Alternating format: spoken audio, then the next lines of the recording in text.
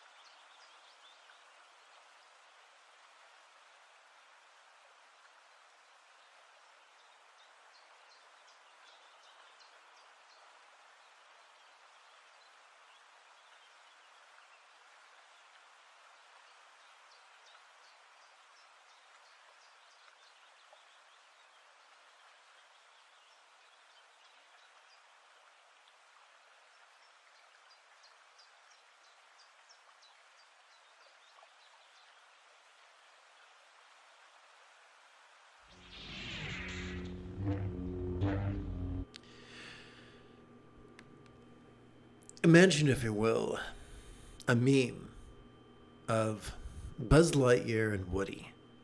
Buzz Lightyear extends his hand and says, shitheads everywhere. Folks, there ain't no shortage of shitheads who will tell you that meditation is a panacea, and that if you feel loneliness, it's simply because you believe in a self. That ain't that cute, but it's wrong. We are wired to feel loneliness. We are wired for cooperation. So what I'm going to do right here is hit enter. And let's see here. Insert an image. Let's go to pictures and let's go to N for neuroscience. And let's see, I found a good one. Yes, this is the one I want to use. Okay. Let's make sure that's appearing on the screen okay. So, in this rather gruesome cross-section of the brain, we have our amygdala right here. We have our pituitary gland. And right here, this blob is our hypothalamus. This is the bad boy that produces oxytocin. Oxytocin that rewards, not for competition, that's dopamine, but rewards for cooperation, whether it's professionally or personally, spiritually, or in a secular manner, whether it has to do with platonically or intimately. We are wired to experience for our cooperation to be rewarded. And with an absence of people to cooperate with, we will experience an oxytocin deficiency, which will undermine our mental health. Sadly, this is exacerbated by ADHD. People who have ADHD have difficulty managing their dopamine. So my understanding is that number one, they don't produce enough of it. Number two, they don't have the mechanism to hold it. So I don't know if you remember this, if you're as old as me, but back in the 70s, there was a movie, I think it was called Stir Crazy, with Gene Wilder and Richard Pryor. And in it, in one scene, they're in a chain gang, and everyone's sipping from a ladle of water. And then they swap out the ladle and they handle a sieve to Richard Pryor, who tries to take a drink of water from a sieve, which just doesn't work. That is the dilemma. That is a good metaphor for the dilemma faced by people with ADHD. So, in the best of circumstances, they have great difficulty accessing and benefiting from the dopamine that we all need, once again, for mental health. If we come at extreme loneliness from the position of ADHD, already having our dopamine pathway horribly undermined, then loneliness really can feel like it's killing us. It can horribly exacerbate poor health. So loneliness is not in your head. Forgive the unfortunate turn of phrase. Loneliness is not neurosis. It's not imaginary. If someone tells you you only think you need people because you're weak, no, we evolved to cooperate. For our species, our ancestors who did not need anybody, or who thought they didn't need anybody, or who felt that they did not need anybody, did not live long enough to pass on their genetic material. Our survival as a species is predicated upon cooperation. We are wired to experience pleasure from cooperation and pain from an absence of cooperation. How much more so pain from an absence of opportunities to cooperate. We've evolved in such a manner so that pain drives us to move into situations that are supportive of our survival. So regardless of whatever bonehead you've been speaking to, just as a seed requires certain nutrients in the soil in addition to water, likewise, in addition to meditation, we require companionship. Now, don't settle. Ironically, in another passage, the Buddha is recorded as saying that it's better to walk the path alone than the company of a fool. A fool here is not meant to be someone who is silly or ignorant, but someone whose presence is harmful to you. So, on one hand, we need companionship, but on the other hand, wrong companionship is also perilous, which is really, really frustrating. Now I got some more bad news. Those of us who've drunk deep of betrayal and abandonment are prone to sometimes generate a self-fulfilling prophecy where we act in a way that not only prevents people from betraying us, but also makes it difficult for people to befriend us. Now, it's not my intention to practice victim blaming. I know what it's like to put on the persona of Mr. Spock and hope that people stop bullying you. I totally get that. Sadly, that doesn't work well. What does work well is the flow state, flowing from centered spontaneity. The Taoists refer to it as flowing with the Tao, and the Buddhists refer to it as effortless effort, the sixth fold of the Buddha's eightfold path. So let's explore that, shall we? Every time we breathe in, we access our sympathetic nervous system ensconced within the thoracic region of our spinal cord, which has evolved to notice vulnerably, passively, viscerally, and randomly. That's excellent. Whether that which you notice is external or internal or physical or mental, whether that which you notice is pleasurable or painful or interesting or boring, whether that which you notice is a perception, an emotion, an intention, a thought, a memory, or an imagining, whether that which you notice is glorious or grotesque. Noticing is what we are wired to do. And once again, we're wired to notice vulnerably, passively, viscerally, and randomly. So what do we do with all the stuff that we notice? Well, every time we exhale, we automatically access our parasympathetic nervous system, ensconced within both the lower lumbar region of our spinal cord as well as the tippy top of our cervical region. This parasympathetic nervous system has evolved to support both physical relaxation as well as mental release. Doing that helps us to access the highest love, which is spontaneous and uncontrived. You see, when we rely upon active contemplation and active meditation, our blood collects at our fearful and angry amygdala, which is bad news. But when we swap out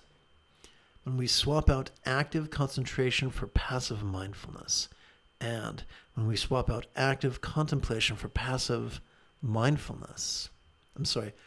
meditation, then our blood collects at our anterior cingulate gyrus, the seat of empathy and compassion and love. This is why the highest Dzogchen Lamas of Tibet have insisted that the highest love is spontaneous and uncontrived. Now take a look at this famous piece of tantric art. Notice this gal who appears to be the color of a cumulus cloud. She appears to be actively sporting in tantric union. This reminds us that contrivance is always trumped by spontaneity. Now please consider her partner, the color of the azure sky, who appears to be passively savoring the same tantric union. This reminds us that not all spontaneity is created equal. For instance, the scattered spontaneity we might experience after throwing back our third espresso within 30 minutes will always pale, will always be trumped by the centered spontaneity that is the byproduct of a regular and healthy practice of mindfulness and meditation. In fact, when our choices, utterances, and deeds flow from the effortless effort of love's centered spontaneity, then our life could become as blissful as a real or imagined Buddha's paradise or Pure Land or Vati. So there are things we can choose, there are choices we can make, there are words we can say, there are things we can do to undermine our ability of forming future relationships or strengthening present relationships. The opposite's also true. There are choices we can make and things we can say and things we can do to strengthen current relationships and foster future relationships. So here's the cool thing. When our choices, utterances, and deeds flow from the centered spontaneity, which we access through mindfulness and meditation, then the more we do that, the more we will find a solution to our friendship dilemmas. I do look forward to chanting with you and meditating with you and exploring this in greater detail after approximately 30 seconds of housekeeping.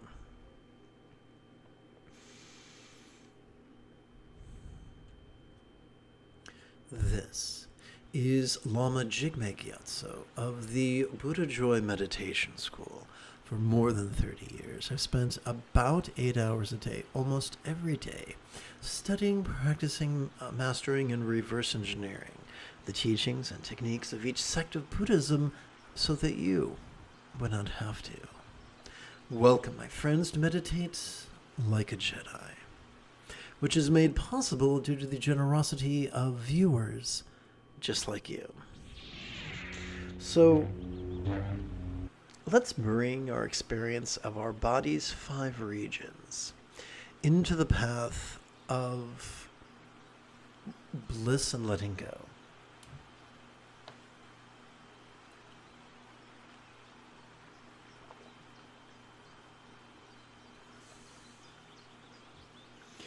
Now, for various reasons, I'm going to have to do a little bit of editing. I hope you'll bear with me.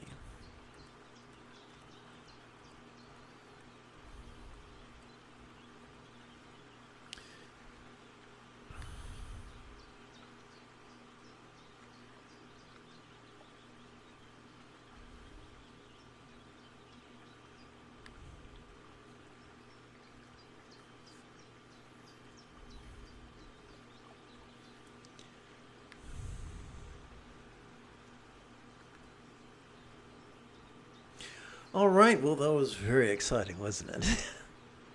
Please chant with me.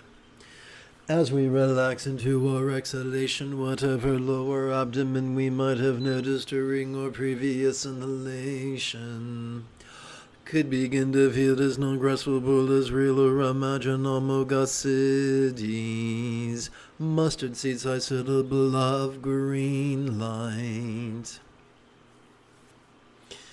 So, during our inhalation, let us play with the passive contemplation into awe, relaxing. Into awe, we silently and mentally recite during the inhalation. Relaxing, we silently and mentally recite during the exhalation. Now, I find it useful to practice this exercise for 4 rounds. Simming around is simply one inhalation followed by one exhalation. So I invite you to practice this with me right now for 4 rounds. So what I'd like to do is count the 4 rounds upon the 3 sets of creases on my left little finger as well as the tip. And I like to advance my left thumb during each inhalation. And I invite you to follow along.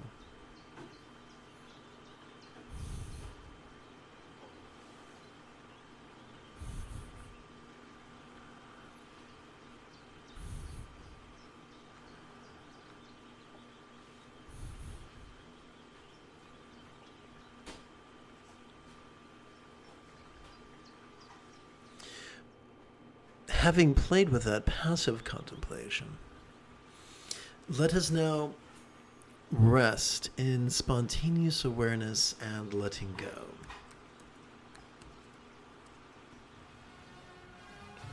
Now,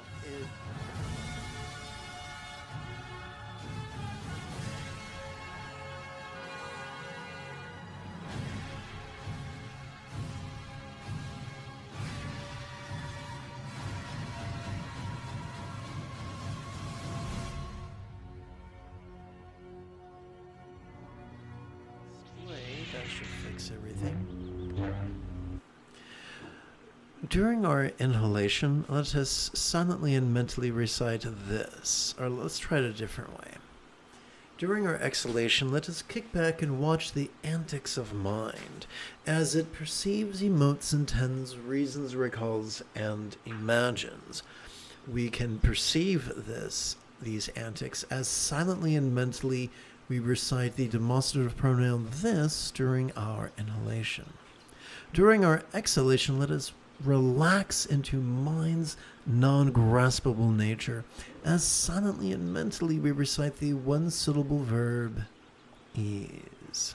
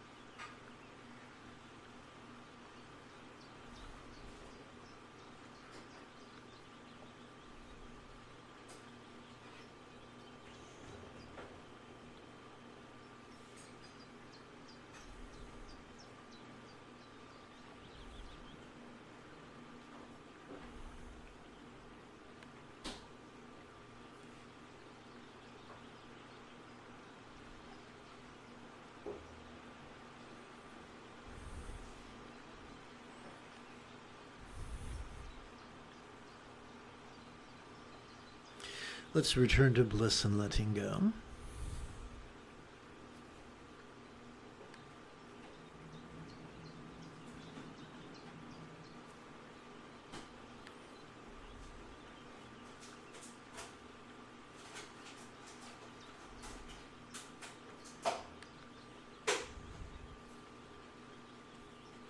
Whoops, let's try that again.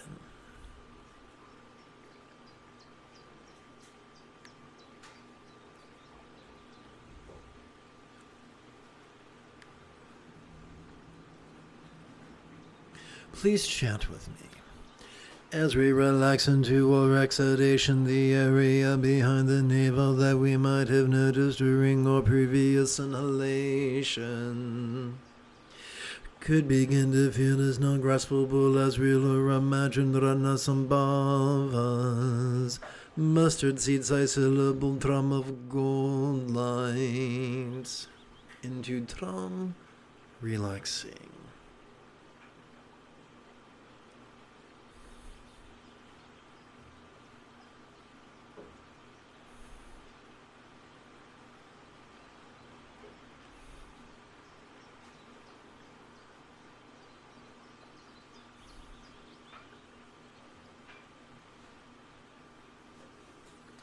And now, once again, let us rest in awareness and letting go.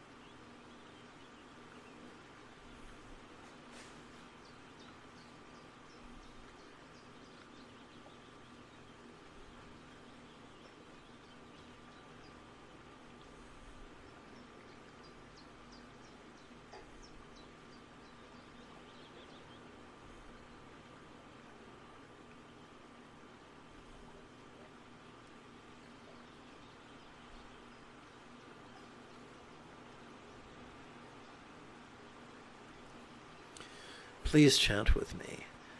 As we relax into our exhalation, whatever just we might have noticed during our previous inhalation could begin to feel as non-graspable as real or imagined Nakshovya. Let's take two.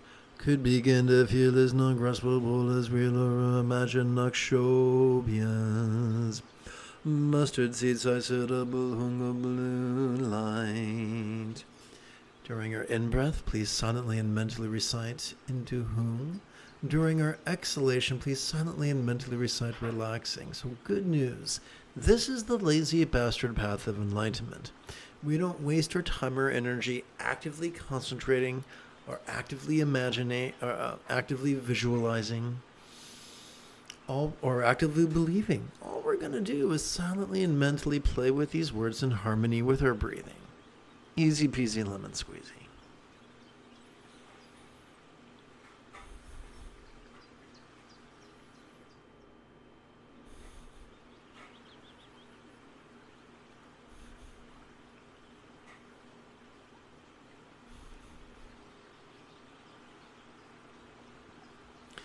Now let us kick back and spontaneous. Instead of just saying kick back, one moment here. As we inhale, let us sit back and enjoy the antics of mind as it perceives, emotes, intends, reasons, recalls, and imagines. All the while, silently and mentally, we could recite the demonstrative pronoun this. Similarly, as we silently and mentally recite the one-syllable verb ease during our exhalation, we can relax into mind's non-graspable nature.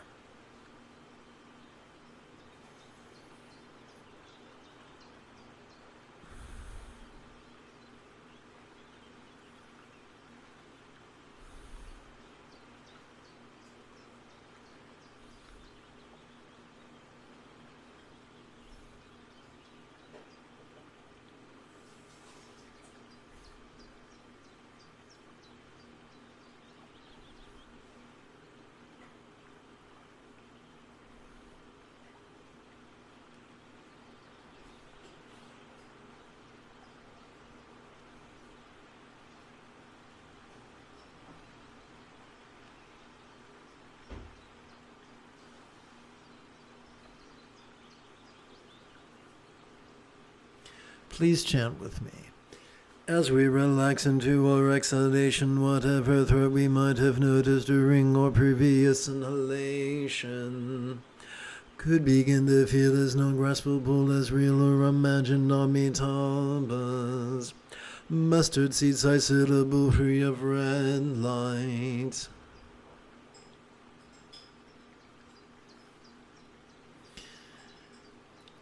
As we breathe in, we could silently and mentally recite into Hree. As we exhale, we can silently and mentally recite the 3-syllable verb, relaxing.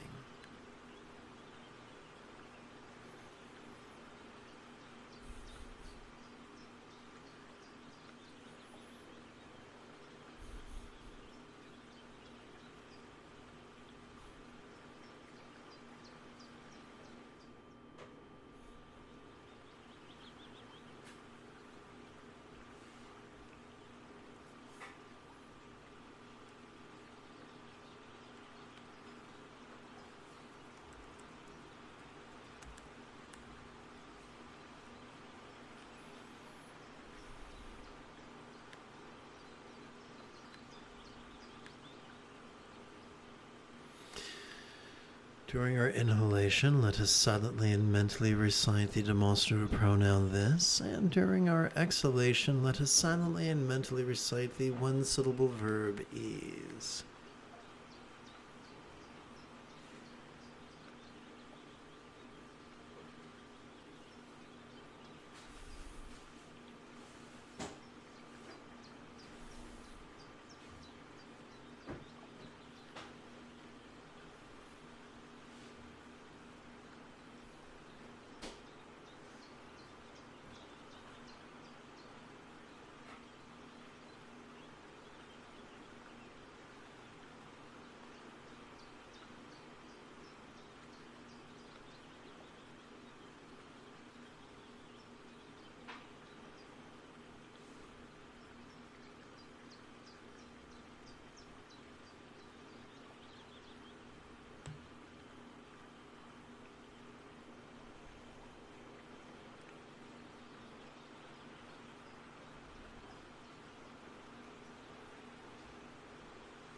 Please chant with me.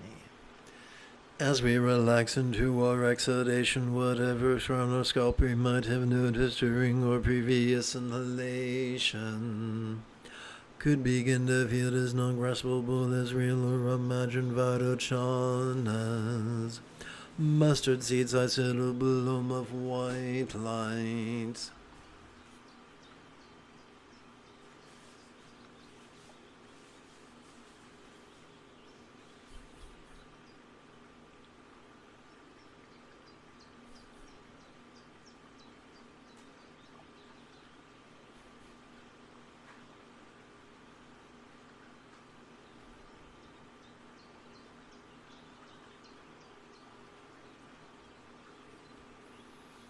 And now let us rest in spontaneous awareness and letting go.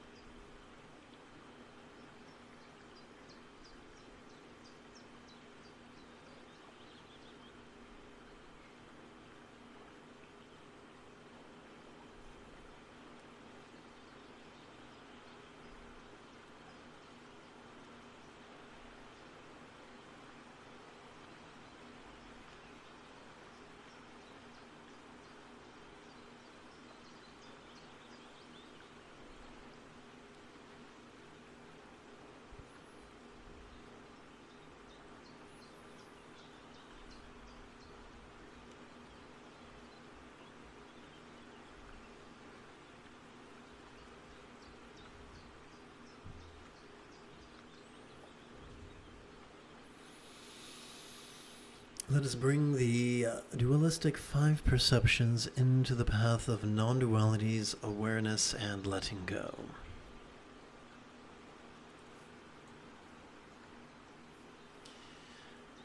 Please chant with me.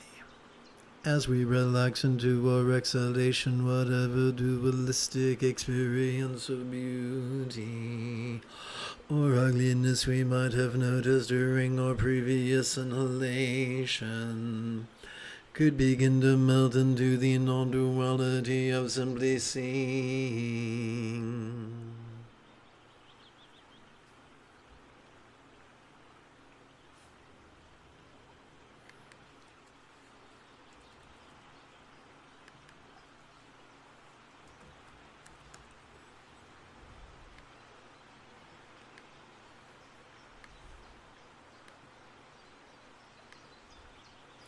Could begin to melt into the non-duality of just sights.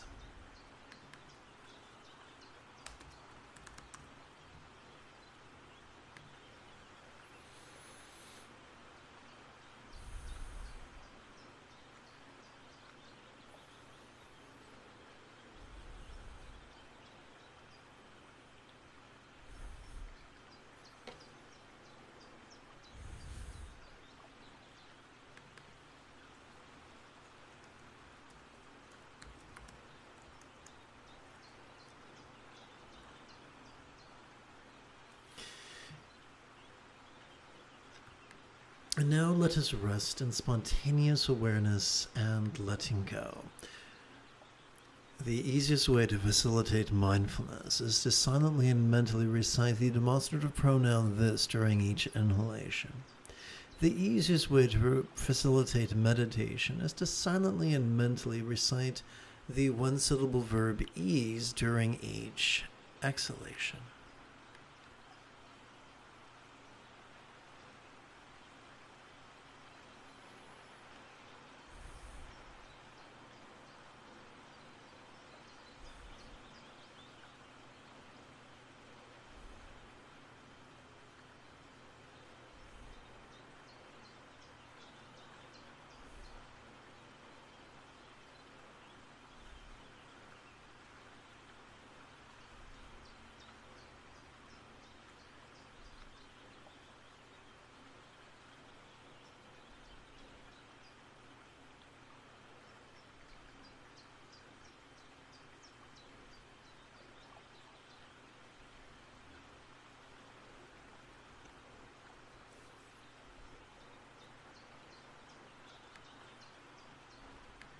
One moment, if you please.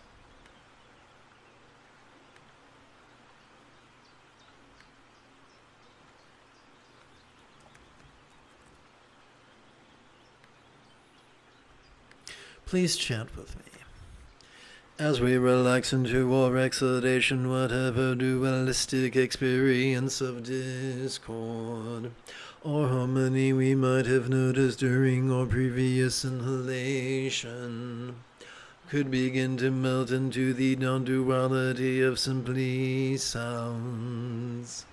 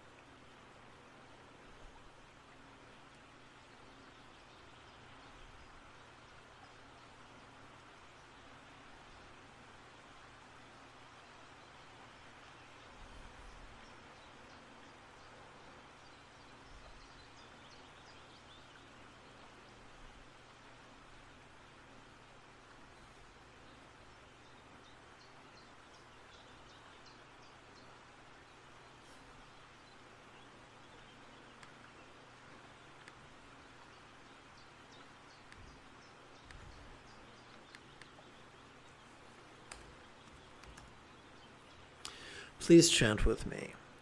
As we relax into our exhalation, whatever dualistic experience of our fragrant we might have noticed during our previous inhalation could begin to melt into the non-duality of simply scent.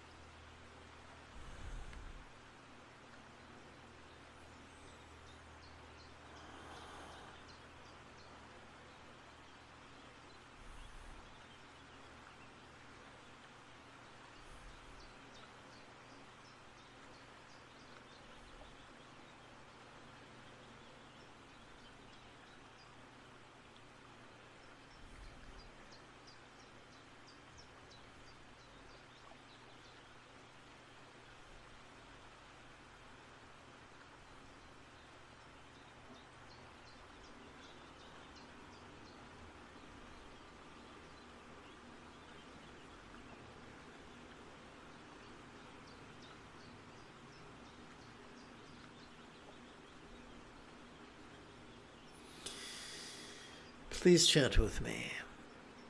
As we relax into our exhalation, whatever dualistic experience of disgusting or delicious we might have noticed during our previous inhalation could begin to melt into the non-duality of simple flavor.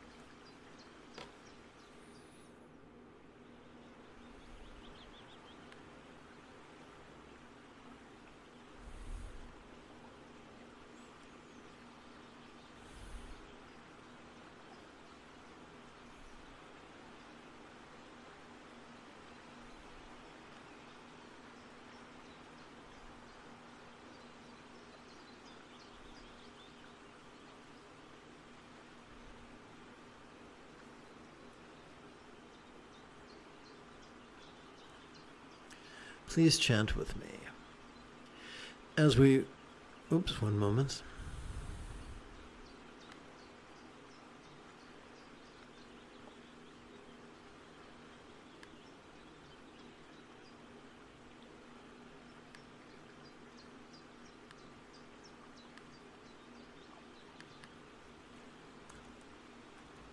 Okay, let's chant.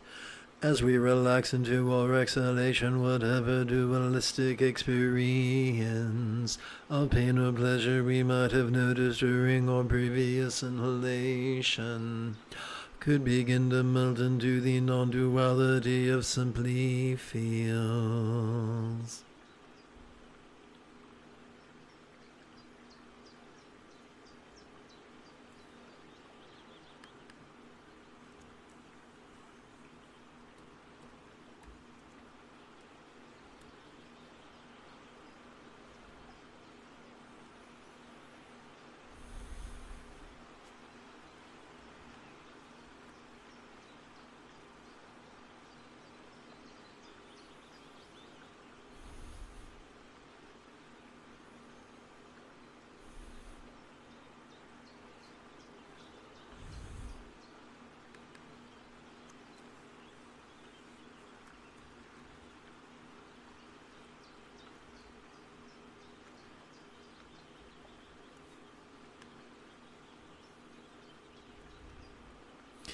Now let us merely relax into awareness and letting go. As silently and mentally we recite the demonstrative pronoun this during each inhalation and the one-syllable verb ease during each exhalation.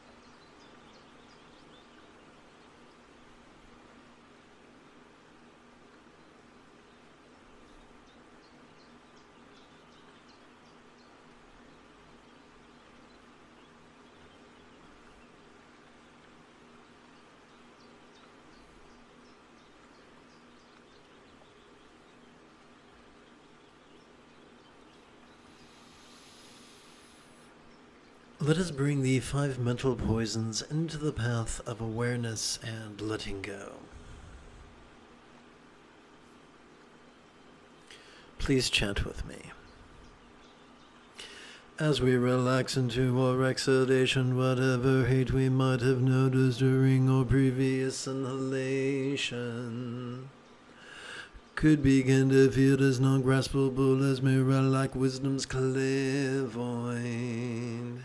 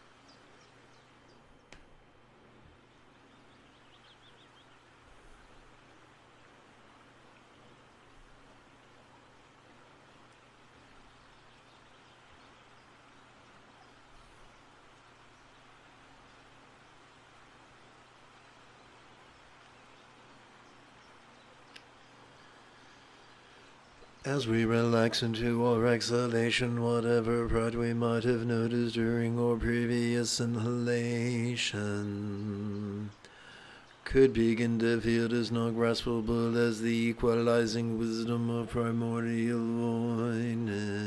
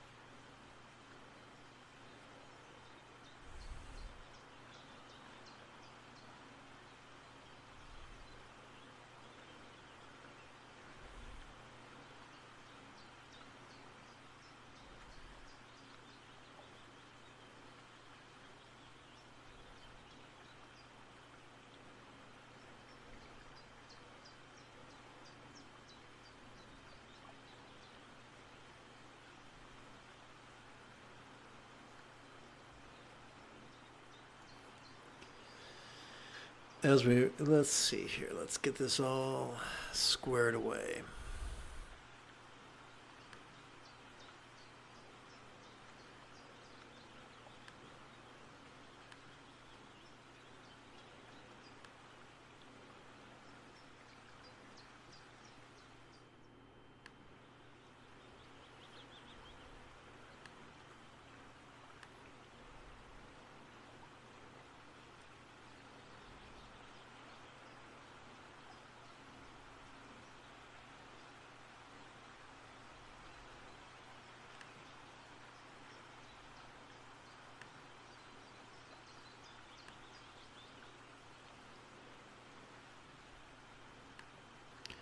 There we go. Okay, let's give that a shot. As we relax into our exhalation, whatever craving we might have noticed during our previous inhalation could begin to feel as not graspable as descending wisdom's bliss void.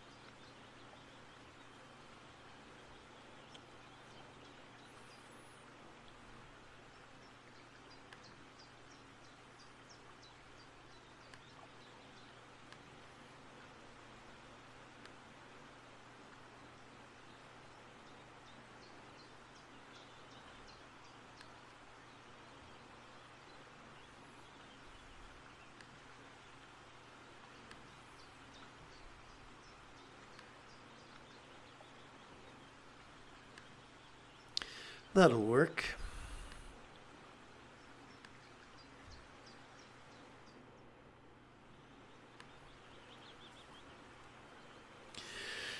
As we relax into our exhalation, whatever jealousy we might have noticed during our previous inhalation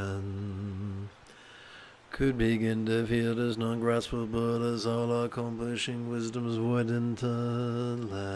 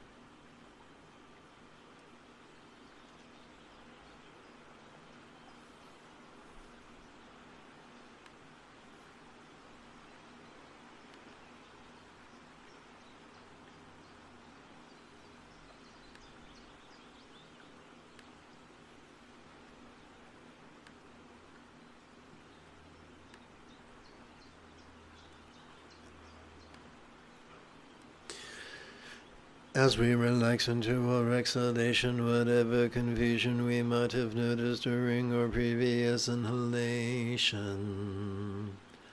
could begin to feel as non-graspable as all pervasive wisdom's awareness void.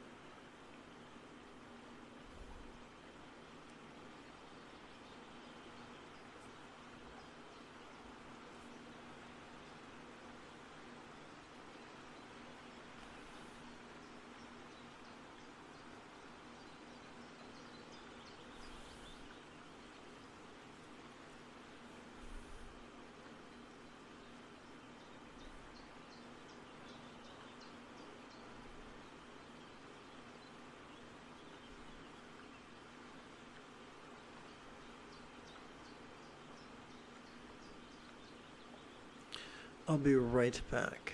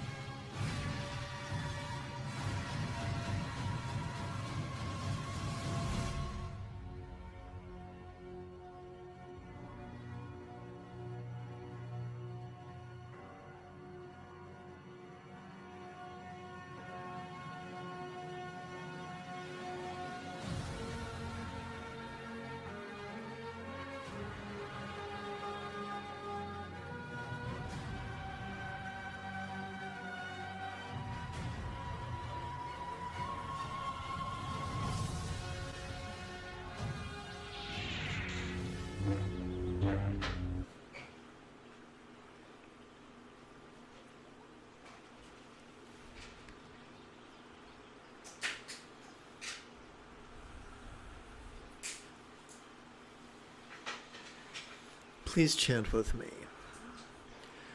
As we relax into our exhalation, whatever body or form we might have noticed during our previous inhalation could begin to feel as not graspable as a vast empty void.